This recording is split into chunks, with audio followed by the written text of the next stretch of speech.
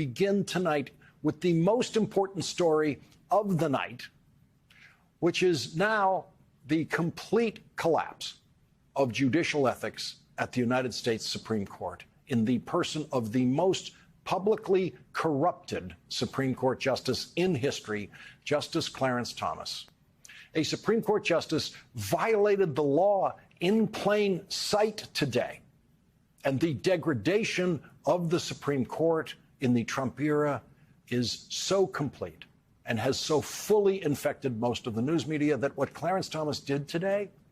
is mostly being reported as just another day at the Supreme Court. Harvard Law professor Laurence Tribe, who himself is one of the most accomplished Supreme Court practitioners in history,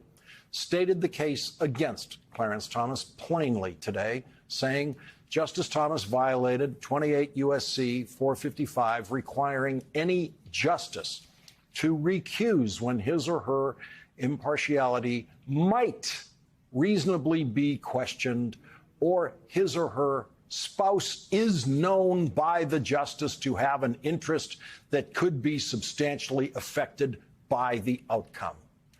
Because the only federal judges who are not covered by the Judicial Code of Ethics are the 9 members of the United States Supreme Court, it is commonly assumed that it is completely up to a Supreme Court justice whether to recuse from a case. But there is a federal law, as Professor Tribe pointed out, that does require the recusal of a Supreme Court justice when a spouse is known to have an interest in the outcome of a case. We all know that Clarence Thomas's spouse has an interest in the outcome of the criminal investigation of Donald Trump in Georgia by Fulton County District Attorney Fani Willis. Many Trump associates have fought subpoenas issued by the Fulton County grand jury, and they have lost those fights and been forced to testify to that grand jury